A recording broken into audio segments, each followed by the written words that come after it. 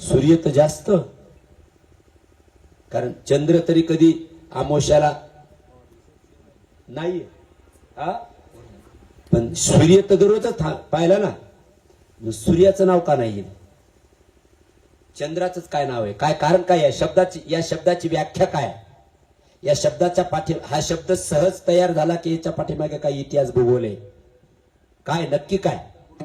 हा, पूर्णत्व आहे म्हणलं चंद्रामध्ये. ते झालं पौर्णिमेचा चंद्र म्हणून पूर्णता आहे, बराबर, तेही बराबर.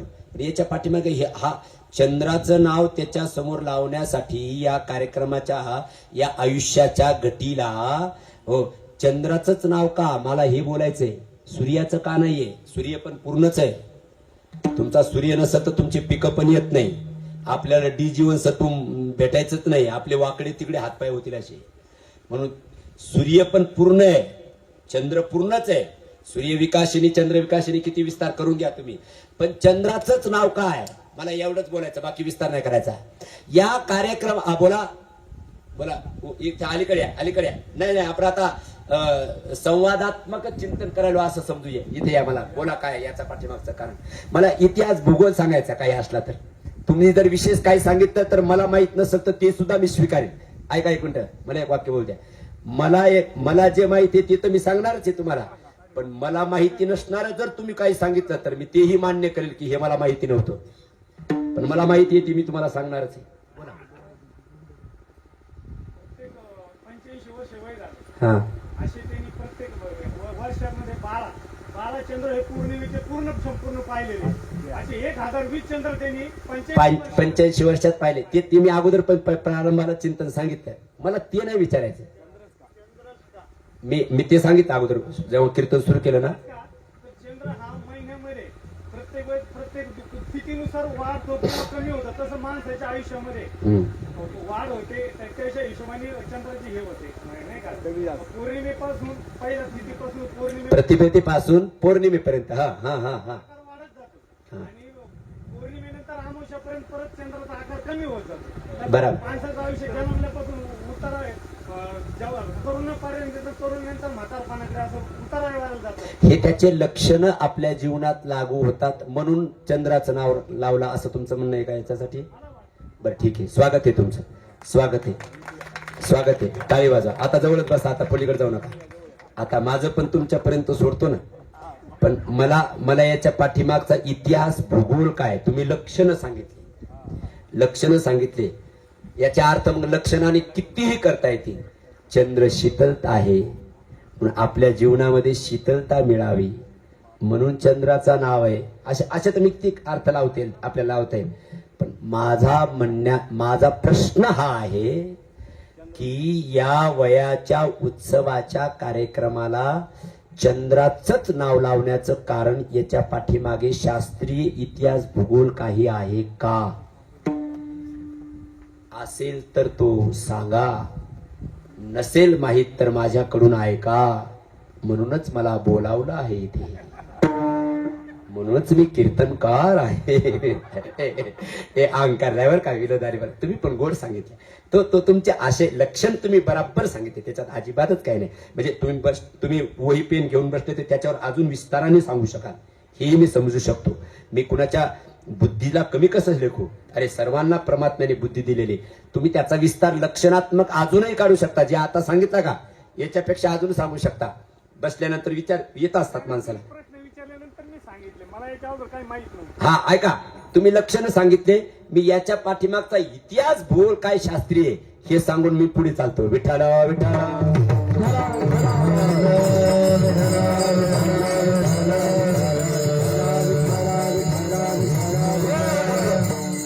ऐका या चंद्राचंच नाव लावण्याचं काय कारण आहे?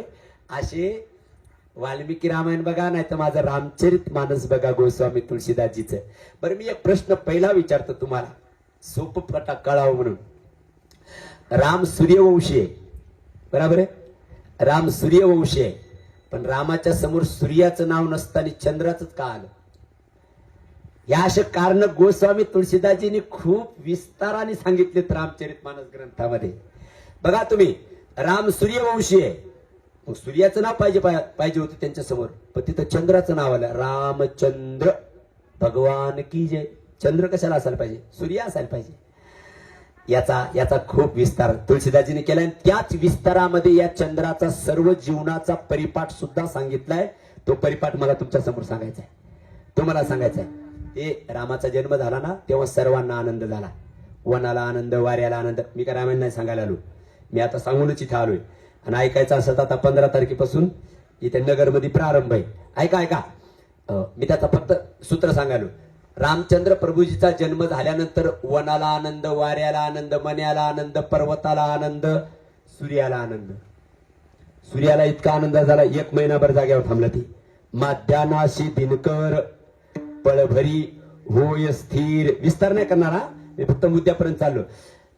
मग सूर्य खूप प्रसन्न झाला, 1 महिना जाग्यावर थांबला. म्हणे कौतुक देखी पतंग भुलाना, 1 मास तेही जात न जाना, मास दिवस कर दिवस भा, मर्मन जान ही कोई, रथ समेत रवी थाकेऊ, निशा कवन विधी होई. तुळशीदासजी विस्तार करतायत आणि याच विस्तारामध्ये चंद्राच्या जीवनाचा इतिहास भूगोल पण सांगतायत. ऐका, मी तुमच्या समोर सांगतो.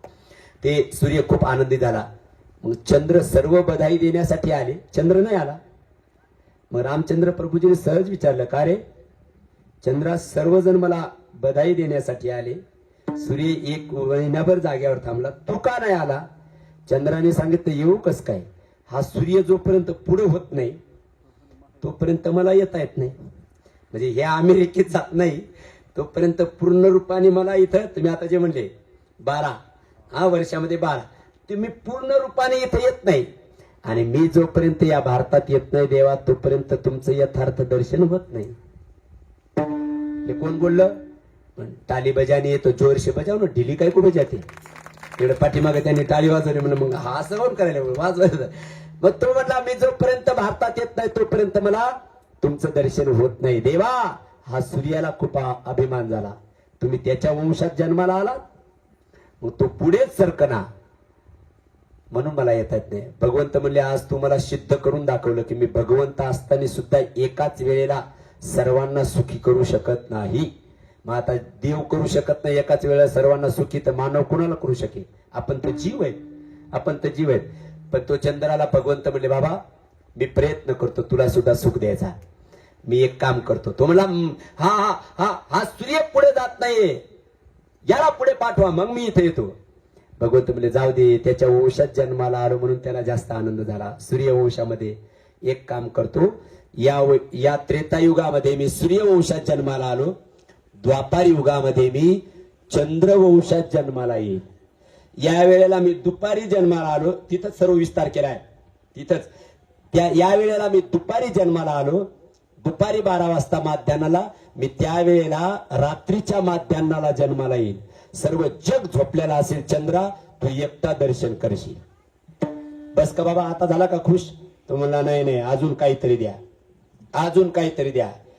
आणि तिथे जे मागितलं ना त्यांनी, त्याचा विस्तार रामचरित मानसात आला. मग त्यांनी काय मागितलं ऐका. तो मला अजून एक गोष्ट पाहिजे. काय? मला या त्रेतायुगामध्ये काहीतरी सुख होईल असं द्या काहीतरी. भगवंत म्हणले, ठीक आहे, माझ्या नावाच्या समोर मी तुझं नाव लावतो. आता तो खुश झाला का?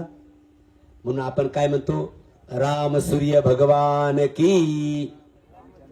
रामचंद्र म्हणतो का? हा, मी चुकलो. ऐकाय, रामचंद्र भगवान की जय. मग रामाच्या पुढे चंद्र शब्द यासाठी लागला. तस या कार्यक्रमाच्या समोर चंद्र शब्दच नाव का लागला याचाही मला भाव सांगायचा आहे. रामाच्या समोर चंद्राचं नाव का, तर याचं कारण हे आहे, तसं 85 वर्षाच्या आयुष्याचा जो उत्सव आहे, जो अभिष्ट चिंतन सोहळा आहे, त्या सोहळ्याला सहस्त्र चंद्र दर्शन सोहळा हेच नावाभिधान का लागलं? विठ्ठल. याच्या पाठीमागचा इतिहास भूगोल काय सांगा, अगदी 5 मिनिटात ऐका. हा चंद्र जो हो ना, हा चंद्र गुरु, मी थोडक्यात सांगतो. चंद्र हा गुरुकडे शिकायला होता. चंद्राच्या गुरुचं नाव बृहस्पती, देवगुरु बृहस्पती. आणि बृहस्पतीकडे हा चंद्र शिकायला होता. हा अतिशय रूपवान, मी थोडक्यात सांगणार गुरुजी, आणि मर्यादित सांगणार, मर्यादा ठेवून सांगणार. हा गुरुकडे शिकायला होता, पण अतिशय देखणं आणि रूप कुठं माणसाचं पतन करील, रूपाने माणसाचा कुठं पाय घसरेल सांगता येत नाहीये. अतिशय रूपवान, आणि नेमकं त्याच्याकडनं गुरुपत्नी अपराध घडला, बस एवढंच वाक्य बोलतो. इतिहास पाहून घ्या तुम्ही, मी जे बोलतो त्याच्यासाठी तुम्ही अजून विस्ताराने ग्रंथ पाहून घ्या, जर मी बोललेलो हे यथार्थ नसेल तर. आणि मग त्याच्याकडनं ऐका त्याच्याकडनं गुरुपत्नी अपराध, मग सर्वांना प्रमाण पाठ येते. इंद्रा पडली बघ, चंद्र झाला काळा, नारद चुकला चाळा. अरे याच्या पाठीमागचा हा इतिहास लय मोठा आहे, याच्या पाठीमागचा हा इतिहास लय मोठा आहे. माझे महाराज गुरुदेव महाराज असा इतिहास सांगायला हात नाही धरायचा त्यांचा कोणी, माझ्या बाबांचा. काही विचारायचं इतिहासातलं हो पुराणातलं सांगणार म्हणजे सांगणार, नावासहित सांगणार, सर्व पूर्ण पिढी सांगणार त्याची महाराज. हो. अरे मग तो चंद्र गुरुकडे शिकायला, गुरुपत्नी अपराध घडला, परिणामी गुरुनी मग श्राप दिला. बस एवढंच बोलतो, गुरुनी श्राप दिला. आणि श्राप दिल्यानंतर मग आता या श्रापातून मुक्त होण्यासाठी प्रयत्न केला पाहिजे. गुरुदेव उशाप द्या. काय गुरु इतका कोमल असतो, गुरु कर कोमलशील स्वभाव. तुलसीदासजी म्हणतायत शिष्य एखाद्या वेळेस शील भंग करेल, पण मग गुरु मात्र शिष्याच्या बाबतीतला जो व्यवहार करायचा आहे त्याच्या बाबतीत आपला शील कधी भंग होऊ देत नाहीये. गुरु कर कोमलशील स्वभाव. शिष्य गुरुच्या बाबतीमध्ये कृतज्ञता व्यक्त करेल, पण गुरु मात्र शिष्याच्या बाबतीत कधी कृतज्ञ होऊ शकत नाहीये. आणि मग त्यांनी मला उशाप द्या सांगितलं, तपश्चर्या कर, तपश्चर्याने तुझी शुद्धी होईल. मग त्या चंद्राने बऱ्याच ठिकाणी तपश्चर्या केली. बरं ऐका आता शोधले पुराण की मग अनेक ठिकाणचे नाव निघतात. पहिलं सोमनाथ निघतो, सोमनाथ ज्योतिर्लिंग. तिथल्या त्या इतिहासात सुद्धा ही मी सांगतो ही घटना आलेली आहे. चला, त्या चंद्राने आपल्या पंढरपूरला सुद्धा तपश्चर्या केली. भीमा नदीच्या तिला, खरं तर त्या नदीचं नाव भीमा आहे, तिचं नाव भीमा आहे, पण त्या भीमा नदीच्या तीरावरती चंद्राने तपश्चर्या केली आणि त्याचा भाग गेला शीन, असं नाव आहे. त्याचा भाग गेला, शीन गेला, त्याचा भाग तिथे निघून गेला दोषाचा, म्हणून नाव पडलं चंद्र भागा. विठाल जिथे तिथे बऱ्याच ठिकाणी तपश्चर्या केली असं वर्णन आलेलं आहे. मग चंद्राने तपश्चर्या कुणाची करायची? मग गोस्वामी तुलसीदासजी म्हणतात गुरुची तपश्चर्या केली पाहिजे ना. मग देव गुरु बृहस्पती हे चंद्राचे गुरु आहेत, पण गुरूंचे गुरु कोण असतील तर ते भगवान शंकर आहेत. तुम त्रिभुवन गुरु वेद बखाना नजीक पावट का जा. रामचरित मानस प्रमाण देतो मी त्यातले, सहज बोलायलो नाही, गोष्टी नाही आणायलो, प्रमाण द्यायलो. तुम त्रिभुवन गुरु वेद बखाना. त्रिभुवनाचे जेवढे जगातले गुरु आहेत ना, त्या गुरूंचे गुरु कोण असतील तर ते भगवान शंकर आहेत. आदिनाथ गुरु असं सांगितलं. बरं माझ्या चोपाय नाही कळायला तर मग प्रमाण देतो, आपल्याच देतो. आदिनाथ गुरु सकळ शिरांचा मचिंद्र तयाचा मुख्य शिष्य. मचिंद्राने बोध गोरक्षाशी केला, गोरक्षेवळला गैनी प्रसादी निवृत्ती दातार ज्ञानदेवा सार. या गुरूंचे गुरु भगवान शंकर आहे. बघा गुरु श्री गुरु, बघा गुरु श्री गुरु जगद्गुरु, गुरु श्री गुरु जगद्गुरु. पाच प्रकार झाले पाहिजे, पाच प्रकार झाले बघा. गुरु श्री गुरु सद्गुरु जगद्गुरु आणि त्रिभुवन गुरु, असे पाच प्रकार आहेत. मग आधी ते त्रिभुवन गुरु. आदी गुरु म्हणजे त्रिभुवनाचे गुरु. स्वर्ग मृत्यू पाताळातले जेवढे गुरु आहेत त्या गुरूंचे गुरु कोण आहे तर ते भगवान शंकर आहे. आदिनाथ गुरु. मग भगवान शंकराची तपश्चर्या कर सांगितलं.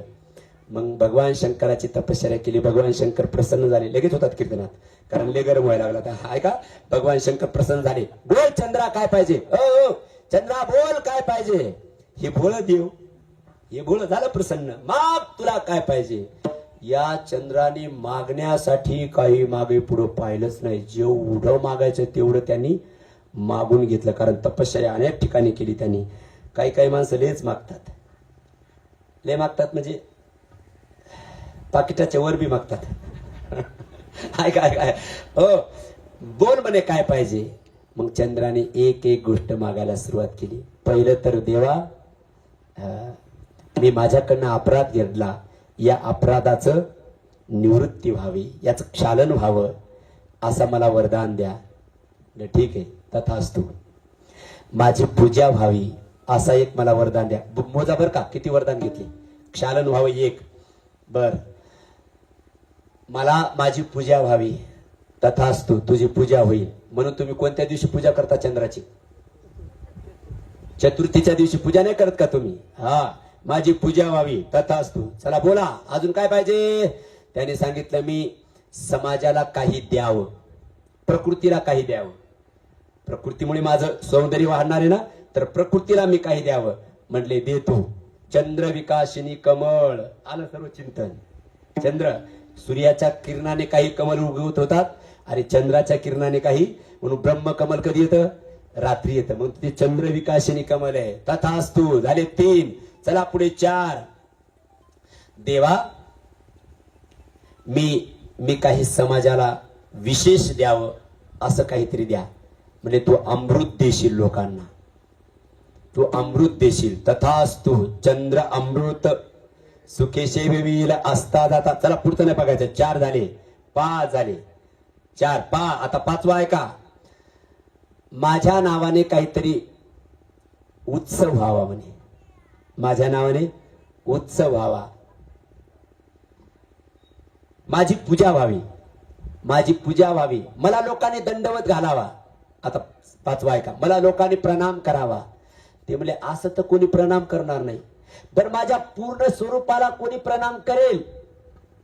बघा तुम्ही, आता तुमच्यापर्यंत आलो, मी तुमच्यापर्यंत आलो. माझी पूजा व्हावी, मी झाले 4 सांगितले बरं का. माझी पूजा व्हावी, मी समाजाला काहीतरी द्यावं, मी अलौकिक रूपाने अमृत द्यावं, या गोष्टी झाल्या. मी माझ्या नावाने काहीतरी उत्सव व्हावा, आणि ते तुमच्या जवळ राहून व्हावा. भगवंत बोले ठीक आहे, मी माझ्या जवळ ठेवून तुला काहीतरी, जसं रामचंद्र प्रभूजींनी चंद्राला आपल्या नावाच्या समोर लावलं ना, तसं भगवान शंकरांनी गुरु पौर्णिमा असा उत्सव आहे बघा. गुरु पौर्णिमा, गुरु पौर्णिमेच्या दिवशीच गुरुची पूजा का, असा नाही अर्थ लावायचा. मग गुरुच्या उत्सवाच्या दिवशी चंद्राची पूजा आहे. गुरु शिवाय चंद्राला सुद्धा पूर्णता प्राप्त झाली नाही. म्हणून गुरुविन अनुभव कैसा कळे. म्हणून वर्षातून एक पौर्णिमा, तिचं नाव आहे गुरु पौर्णिमा. बस झाला तुझा एक उत्सव. देवा, काय अजून माझा काहीतरी उत्सव व्हावा असं सांगा.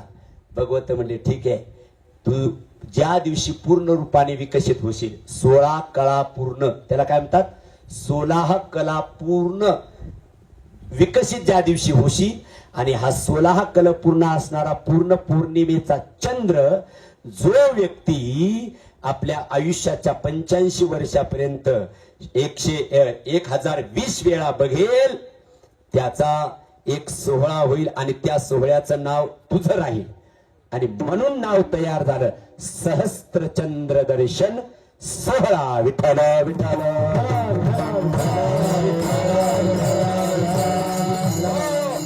जेवढ्यावर थांबलं नाही, तेवढ्यावर पण थांबलं नाही. देवा, काय अरे ते पौर्णिमेचे चंद्र पूर्ण 1020 वेळा पाहिल्यावरती कोणी उत्सव करेल. बर, पण पौर्णिमेचा चंद्र आहे, तुम्ही सांगितलं ना पौर्णिमेचा चंद्र, पण वक्र चंद्र आहे ना मी, म्हणजे मी वक्र पण आहे, पण पौर्णिमेच्या चंद्राची कोणी पूजा करेल देवा. पण मला अजून मागायचं काय, माझ्या वक्र रूपाचं सुद्धा लोकांनी दर्शन करावं, अशी माझी इच्छा आहे.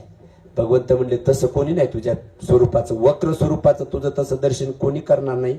काही लोक करत असतील ते वेगळा भाग म्हटले, परंतु देवा तुमच्या तुमच्या आश्रयाने माझं लोकांनी दर्शन करावं. हो, भगवंत म्हणले तुला एकटा जर असं कुठं ठेवलं तर तुझं कोणी दर्शन करणार नाहीये. मग समाजाने तुझं दर्शन करावं असं तुला वाटतं ना. जसं रामाने चंद्राचा स्वीकार केला तसं भगवान शंकरांनी वक्र चंद्राचा स्वीकार केला आणि वक्र चंद्र आपल्या मस्तकावर ठेवला, वर ठेवला. म्हणून वक्र चंद्र वंदनीय झाला. प्रमाण द्या. पुन्हा चला माझ्या रामचरित मानसामध्ये मी प्रमाण देतो. चला पुढे. भवानीश वंदे बोधमयम नित्यम गुरुम शंकर रूपिनो. या सर्वाचा सार या द्वयात या. हो, त्रिभुवनाचे गुरु आहेत ना. वंदे बोधमयम नित्यम गुरुम शंकर रूपिनो. ऐकायला समोर. यमाश्रितो हि वक्रूपी चंद्र सर्वत्र वंद्यते. चंद्र सर्वत्र वंद्यते. यमाश्रितो हि वक्रूपी. वक्रचंद्र भगवान शंकराने आपल्या मस्तकावर धरला तर भगवान शंकराचं दर्शन करता करता आपल्याला त्या चंद्राचं दर्शन करावं लागतं. म्हणून वक्रचंद्राने आपल्या वक्र स्वरूपाची स्थापना करून घेतली जगामध्ये आणि पूर्ण रूपाची सुद्धा स्थापना करून घेतली. मग पौर्णिमेचा चंद्र तो सहस्त्र चंद्र दर्शन सोहळा झाला आणि वक्रचंद्र भगवान शंकराने आपल्या मस्तकावर गेला. म्हणून चंद्राला हे एवढे वरदान भगवान शंकराने दिल्यामुळे हा सोहळा तयार होण्याचं कारण आहे. सहस्त्र चंद्र दर्शन सोहळा हा भगवान शंकराचा वरदान आहे आणि ते वरदान चंद्राला प्राप्त झाल्यामुळे ज्या व्यक्तीने 1020 वेळा चंद्र पाहिले त्याला अमृत प्राप्त होतं. म्हणे काय होतं? अमृत प्राप्त होतं. आणि मग त्या सोहळ्याचं नाव पडलं सहस्त्र चंद्र दर्शन सोहळा. असं आमचे देवराम बाबा, देवराम गणपतराव बाबा यांच्या आचार विचार व्यवहार विहाराचा हा सहस्त्र चंद्र दर्शन सोहळा आहे. आणि या सहस्त्र चंद्र दर्शन सोहळ्या निमित्ताने आमच्या गणेश भाऊनी 5 दिवसाचा कीर्तन उत्सव ठेवला आणि त्या 5 दिवसाच्या कीर्तन सोहळ्याचं काल्याचं कीर्तन माझ्याकडे दिलं आणि त्या काल्याच्या कीर्तनामध्ये मुद्दाम मी खोल शब्द निवडला. भगवंताने गोकुळामध्ये जे शरीर धारण केलं त्या शरीराला, त्या विग्रहाला तुकाराम महाराज खोळ म्हणतात आणि त्या खोळीची मीमांसा तुकाराम महाराज या अभंगामध्ये करतात. ब्रह्मादिका नकळे खोळ खोळ खोळ. खोळ कळते का? खोळ कशाला असते हो आजी? डोक्याला. हा, डोक्याला पण असते. टोपी खोळच आहे डोक्याला. खोळच आहे. खोळ कशाला असते? ऐका का, मी विस्तार नाही करणार. खोळ कशाला असते? तक्क्याला खोळ. व्याख्या बोलू का? व्याख्यावानी बोलू का गुरुजी? इथं मुख्य पदार्थाच्या बाह्य आवरणाला खोळ असे म्हणतात. आता ही व्याख्या आहे. मुख्य पदार्थाच्या, मूळ पदार्थाच्या बाह्य आवरणाला खोळ असे म्हणतात. म्हणून उशीला खोळ, तक्याला खोळ, गादीला खोळ, पखवाजाला खोळ, डोक्याला हो डोक्याला खोळ. ऐका ऐका. मग परमात्मा तुकाराम महाराज म्हणतात देवानी लीला करण्यासाठी गोकुळामध्ये खोळ धारण केली. खोळ धारण केली. एक वाक्य बोलू का? आणि त्या खोळीचं चिंतन करण्यासाठी तुम्ही आम्ही पण खोळीच धारण केल्या. कळालं तर बघा. आता भगवंतानी जी खोळ धारण केली, लीला केल्या आणि त्या लीलेचं चिंतन करण्यासाठीच आपण सुद्धा खोळीच घेऊन बसलो तिथं. ही सुद्धा खोळच आहे. ही खोळ आहे. आत्मस्वरूप आत आहे आणि त्या आत्मस्वरूपाच्या बाह्य आवरणाला शरीर म्हणतात. म्हणून शरीराला खोळ असे म्हणतात. विठाल विठाल. तसं या शरीराला कुठं कुठं खोळ पण म्हटलंय, कुठं कुठं गोदडी पण म्हटलंय, कुठं कुठं घोंगडी पण म्हटली. मी एवढे शब्द देऊ शकतो पण माझ्याकडे वेळ नाही. आता संपला माझा वेळ. कुठं कुठं घोंगडी सुद्धा म्हटलंय. कानोबा तुझी, कानोबा तुझी घोंगडी चांगली, कानोबा तुझी घोंगडी चांगली, कानोबा तुझी घोंगडी चांगली, कानोबा तुझी घोंगडी चांगली.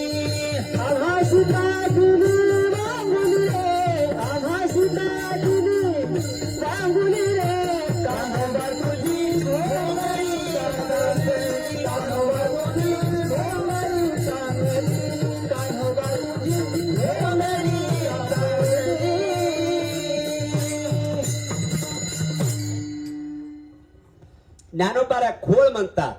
अजून एका ठिकाणी गोदडी पण म्हटली याला.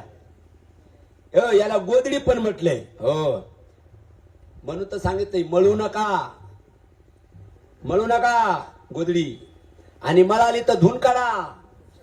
असं काही काही ठिकाणी गोदडी पण म्हटलं याला. हो, इला मळवू नका हो कोणी, आणि ज्यांनी मळवली नाही त्याचा सहस्त्रचंद्र दर्शन सोहळा. मळाल्याचा गोळा बी होत नाही. सोहळा काय, सोहळा तर नाही, गोळा बी नाही व्हायचा महाराज. अगोदरच मळवत आणली, मग कस काय सोहळा व्हायला. सोहळा होण्यासाठी हिला पवित्र ठेवा, पवित्र ठेवण्याचा प्रयत्न करा. तर एवढे महाराज लोक येऊ शकतात काही, पैशाने येऊ शकतात काही. आता माझं जाऊ द्या म्हणा, मी येऊ शकतो पैशाने, पण आता हे आमचे पैठणचे फकीर माणूस. म्हणून पारमार्थिक काही साधना असेल तरच साधू संत घरी येतात, नाही तर तशी येत नाही ती. तशी येत कीर्तनकार येतील, बाकीच्याच द्या सोडून. विठ्ठल विठ्ठल हे रक्तात लागतं, हाडात लागतं, परंपरेत लागतं महाराज परमार्थ. आणि मग याला जर मळवलं तर होईल का. म्हणून कुणाची पाप्ती ती सुद्धा होत नाही का. आलं कुणाला कीर्तनाचं निमंत्रण, म्हणून सांगितलं हिला मळू नका, हिला पवित्र करा. अरे चंद्राने अपवित्र केलं तर त्याच्यासाठी त्याला किती कष्ट करावे लागले. आपल्याला ही खोळ मिळाली, ही खोळ चांगली ठेवा. काहींनी चांगली ठेवली देवराम बाबा सारख्यानी वगैरे, काही काहींनी बरी ठेवली, काही काहींनी थोडी थोडी मळवली, काही काहींनी इतकी मळवली पण वासच सुटलाय. काहींनी नुसता, काहींच्या खोळीचा भावात हस, काहींच्या खोळीचा नुसता वास नाही, काहींच्या गोदडीच्या या खोळीचा नुसता वास नाही, पार फाडून टाकली त्यांनी, पार चिंध्याच केल्या. आता फक्त गुंडाळायची ना अमरधाम मध्ये. कळलं मी काय म्हणाले तुम्हाला. ही खोळ, ही खोळ साहेब, ही कोंगडी, ही गोदडी. म्हणून तर एका ठिकाणी संत म्हणतात, थाप टाकतात, हिला मळवू नका हो कोणी, हिला मळवू नका हो कोणी, माझी गोदडी झाली जोडी, माझी गोदडी झाली जोडी, माझी गोदडी झाली जोडी, माझी गोदडी.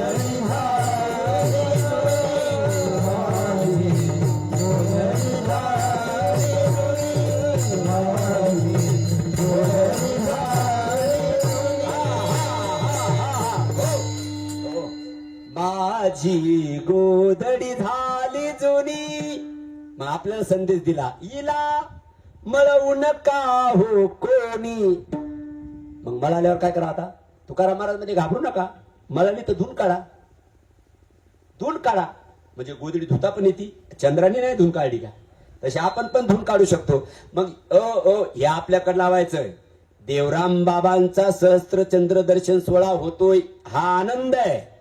पण त्यांच्या शरीराचा म्हटलं का मी, मग मी सिद्धांत काय मांडला, त्यांच्या आचार विचार आणि व्यवहाराचा हा, व्यवहाराचा म्हणा काय लावायचं तेवढे शब्द लावून द्या तुम्ही त्याला, त्याचा हा सहस्त्रचंद्र दर्शन सोहळा आहे. तसं आपल्या पण आचार विचार बिघडले तर ही मळतं, ही गोदडी मळती.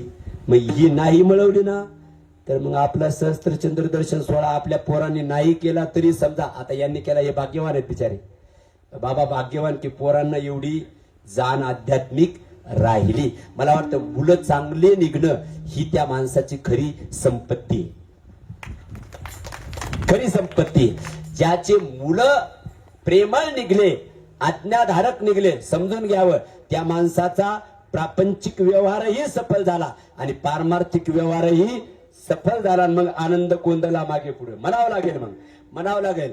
मग त्याच्यासाठी संस्कार पण द्यावे लागतील आपल्याला, आपल्या मुलांना आपल्याला संस्कार सुद्धा द्यावे लागतील. त्या संस्काराचं स्वरूप म्हणजे आजचा कार्यक्रम आहे. विठ्ठल विठ्ठल.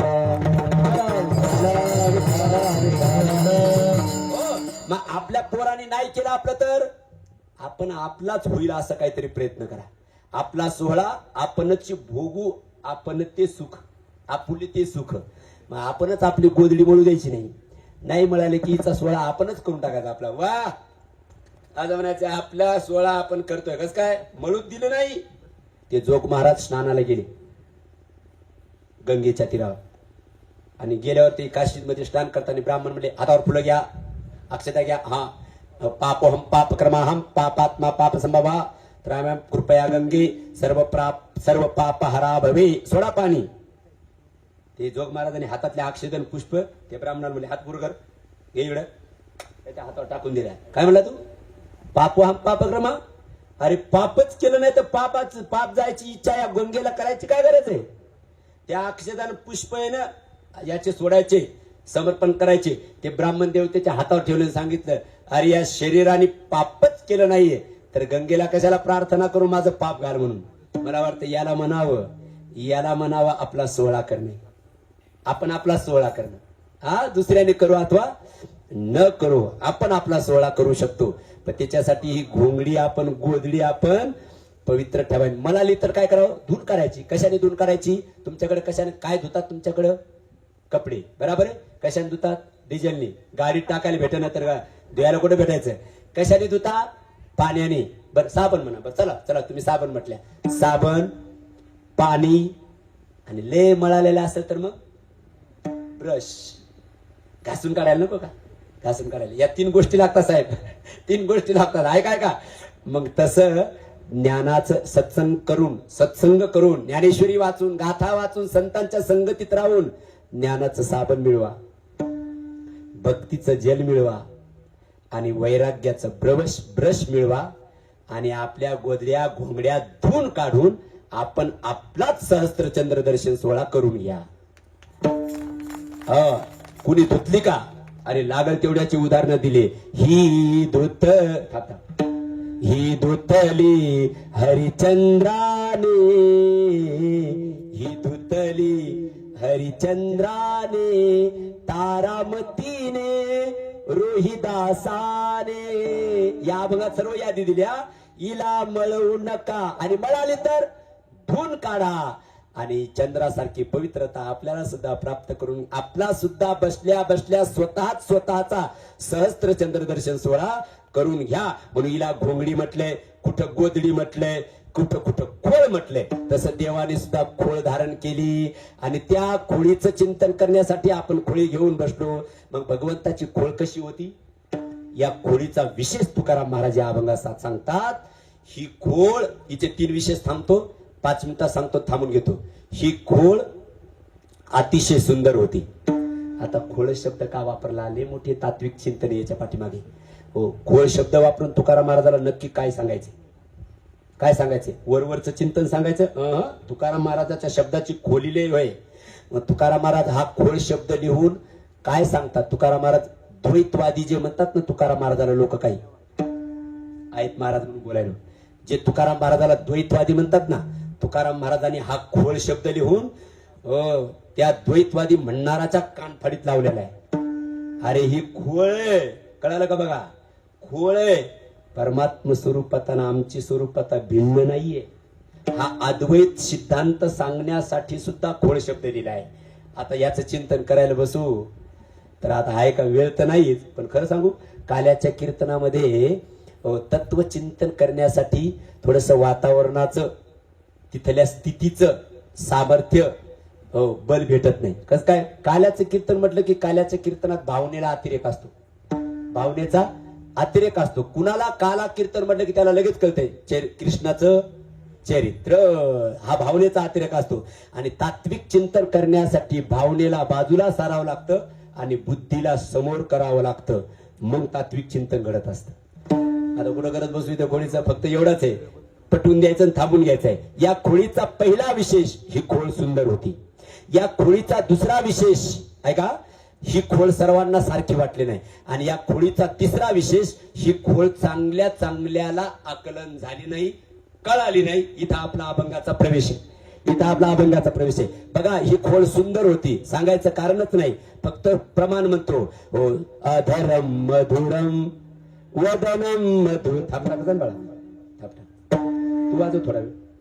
अधरम मधुरम वदनम मधुरम नयनम मधुरम हसितम मधुरम मधुराधिपते रखिलम मधुरम. एवढं म्हटलं तर भरपूर झालं ना, कशाला विस्तार करू. ती सुंदर होती. अहो त्या स्वरूपाने त्या सौंदर्याने फक्त गोकुळातल्या गवळणी मोहित नव्हत्या झाल्या, मग माणसं सुद्धा ते रूप पाहिलं की असंच पाहत राहायची. म्हणून तर प्रमाण आलं आनंदल्या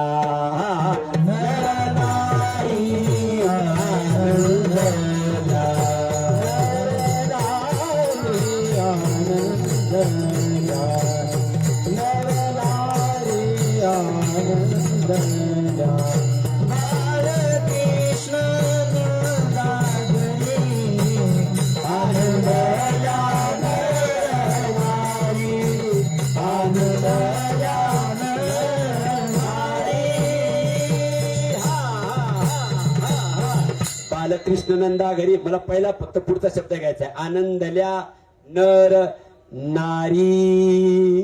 व तिथे नरांना ते स्वरूप पाहिलं की स्त्रिया तर मोहित, गवळणी तर मोहित व्हायच्या, पण गोपाळ सुद्धा पाहत राहायचे. काय सुंदरता होती ती, काय सुंदरता होती. जरी की पगडी बांधे सुंदर आखो वाला, कितना सुंदर लागे बिहारी. बिहारी म्हणजे बाकी बिहारी. कितना लागे प्यारा प्यारा. मला कळालं तुमचं आता.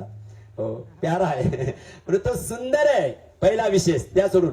अरे या सुंदरतेने सामान्य माणसं मोहित झाले असं नाही. ज्यांच्या नखाच्या चुंबळा झाल्या ना तपश्चर्या करून, ते सुद्धा मोहित झाले होते. अशी ती खोळ सुंदर होती. मास्ती तो जनका दया. हा जनका सारख्याला ज्याची स्थिती आहे तो सुद्धा नामरूपाला मिथ्या मानणारा जनक राजा रामचंद्र प्रभूजी म्हणजे रूपानेच पागल करून टाकतो. मग ती परमात्म्याची खोड सुंदर होती. बस एवढं सांगायचं मला. पहिला विशेष त्या खोळीचा सुंदर थोडक्यात. दुसरा विशेष, ही खोळ सर्वांना सारखी नाही वाटली. ज्याची जशी दृष्टी तशी त्याला ही खोळ दिसली. याच्यासाठी उदाहरण द्यायचं झालं ना, माझे गुरुदेव सांगायचे, ते मल्लयुद्ध खेळण्यासाठी कंसाच्या दरबारात गेला. कोण? कृष्ण परमात्मा. माती लावली कपाळाला, उडी टाकली महाराज रण मैदानातल्या कुस्तीच्या आखाड्यात. लोक सर्व बसलेले होते. स्त्रिया बसलेल्या होत्या, पुरुष बसलेले होते, बालगोपाळ बसलेले होते, समवयस्कर महिला पुरुष सुद्धा बसलेले होते. पण कृष्ण परमात्म्याची खोळ बघितली, सर्वांना ती वेगळी वेगळी भासली. बघा प्रमाण द्या.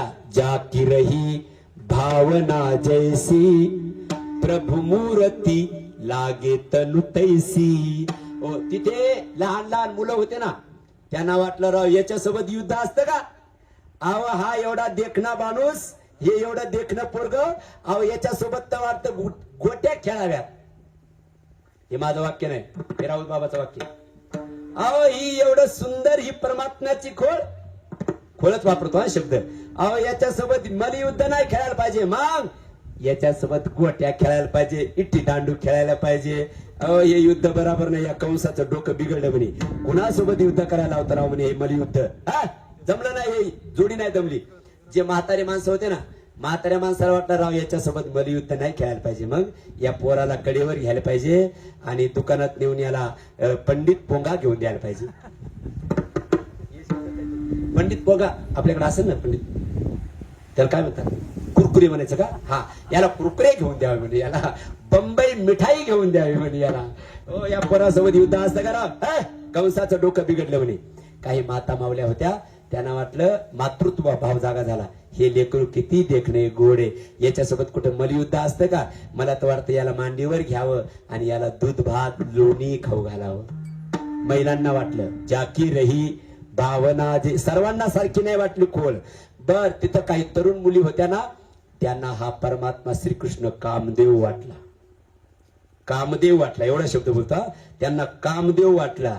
आणि कंसाने बघितलं ना भगवंताला, त्याला यमराज दिसला. त्याच्यामध्ये भगवंतामध्ये यमराज दिसला महाराज. जशी ज्याची दृष्टी तशी ही खोल त्याला दिसली. म्हणून या खोळीचा दुसरा विशेष, ही खोळ सर्वांना सारखी वाटली नाही. आणि या खोळीचा तिसरा विशेष भगवंताच्या, ही खोळ चांगल्या चांगल्याला कळाली नाही, बाहेरच्यांना कळाली नाही, यात विशेष नाही. मग घरच्याला कळाली नाही. घरच्याला कळाली नाही यात विशेष काय नाही. स्वतःच्या मुलालाच कळाली नाही ही खोड अभंगाचं पहिलं चरण. ब्रह्मादिका न कळे खोळ, ब्रह्मादिका न कळे खोळ, ब्रह्मादिका न कळे खोळ, ब्रह्मादिका न कळे खोळ. देहे आकळे धैर्य येले, देहे आकळे धैर्य येले.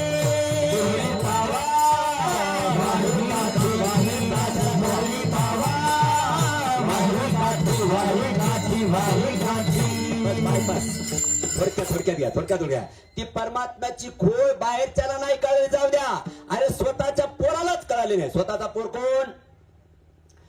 गोपाळ गाई वत्स दोन्ही ठाई रक्षिले, सुखाचा प्रेम सिंधू अनाथाची माऊली, जे देव कृष्ण नाथा. हे सर्व चरित्र सांगावं लागेल तेव्हा हे कळू शकतं, पण मी सांगणार नाही.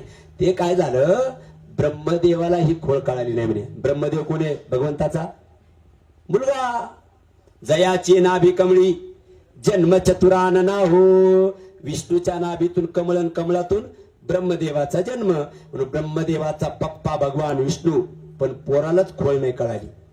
ते भगवंताने खेळ खेळले ना, खेळ खेळले आणि खेळ खेळल्यानंतर मी थोडं चरित्रातून 1 मिनिट जातो. खेळ खेळले आणि खेळ खेळल्यानंतर ते गाई गोपाळ घेऊन